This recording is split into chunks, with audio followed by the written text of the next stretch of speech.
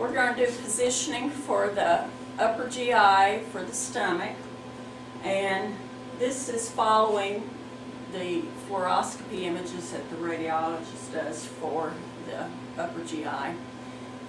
Now, let me backtrack just one moment. Usually for an upper GI there is a scalp film involved, so you would just simply take a KUB, and some radiologists likes a high KUB so you can see all the way up to the diaphragm, since the stomach is right below the diaphragm. But again, you'll go with the protocol of the facility. Now, once the patient has drank their barium, the radiologist has taken his image under fluoroscopy unit. If he does want some overhead images, there are several images that he may or she may ask for. So on our AP image or projection for the stomach, now you can either use a 14 by 17 image receptor, or you can use the 11 by 14 image receptor. I've got the 14 by 17 in here, and you can palpate the very bottom of the rib cage, and then your transverse line is going to cut right across 1 inch to 2 inches above that. Okay. Our longitudinal line, if you're using the larger image receptor, you can leave it mid-sagittal. But if you're using a smaller image receptor, you can off-center to the left between the xiphoid and the lateral edge of the body. So in this case, with the large image receptor, we're not only getting the stomach, but we're also getting a portion of the small bowel. So we're just seeing more territory in the abdomen when we use the larger image receptor. So this is our AP image, and you would take this on expiration, so you have the patient take in a breath and then blow your breath out and hold it out, and then you would take your exposure at that time. Okay, now I'm going to have David roll over to his stomach. We're going to do a PA projection.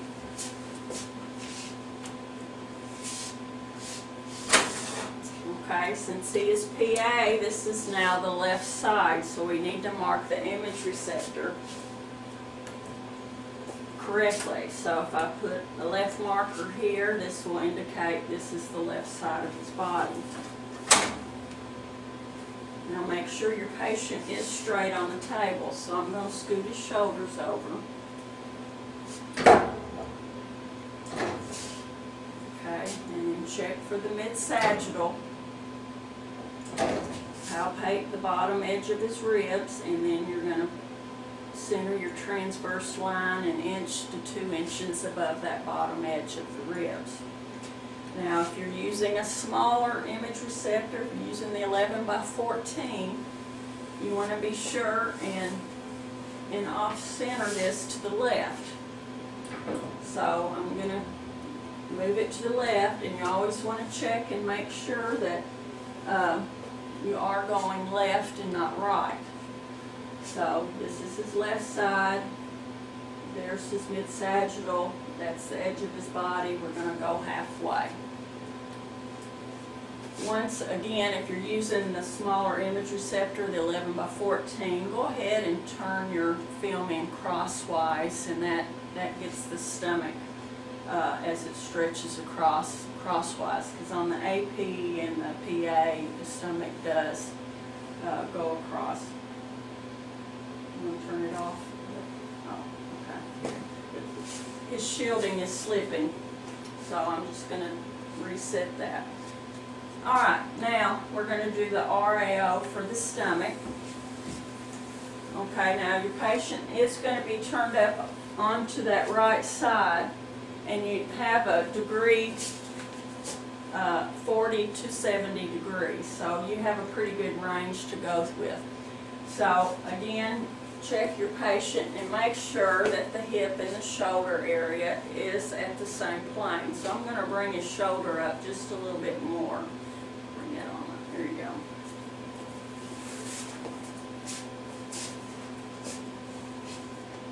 Okay, so Positioning for the stomach, again, feel that border of the rib, the bottom border. You're going to come up 1 inch to 2 inches. Palpate the actual spine and the edge of the lateral edge of the body, and you're going to go halfway. Okay, so those are 2 landmarks you have to watch out for. Bottom edge of ribs, come 1 inch to 2 inches up. Palpate the spine and this lateral border. We're going to go halfway. Okay, so this will be your RAO. Just remember, this is the left side of the body. This will be the right side of the body that's down, so be sure that you do mark the correct side of the body.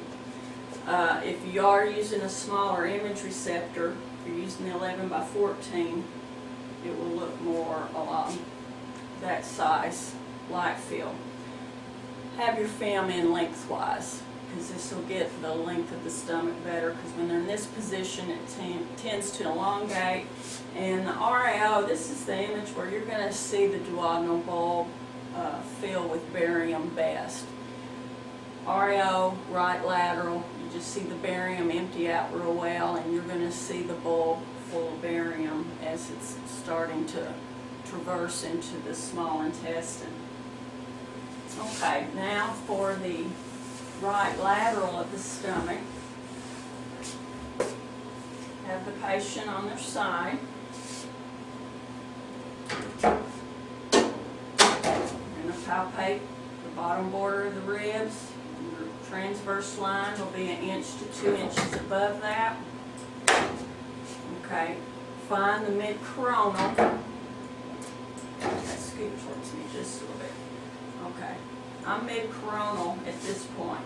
Now what you want to be is in between that mid-coronal and the very anterior edge of the body.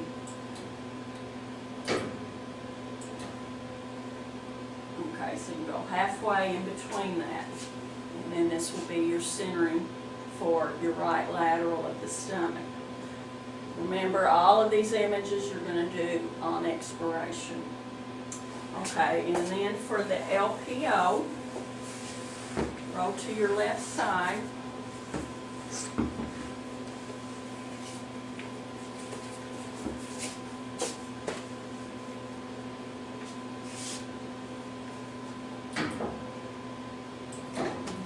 Palpate the bottom border of the ribs. Transverse line is going to be 1 inch to 2 inches above that. And then I'm going to palpate where his xiphoid process is and that opposite border of the body. And you can go halfway in between that to get the stomach. Now, what you have to be careful about, if you are using the automatic exposure control, sometimes it does cut off too early when you're centering on this. So sometimes with the AEC, I like to come posterior and center more at the area midline with the xiphoid, just so you don't get that early cutoff.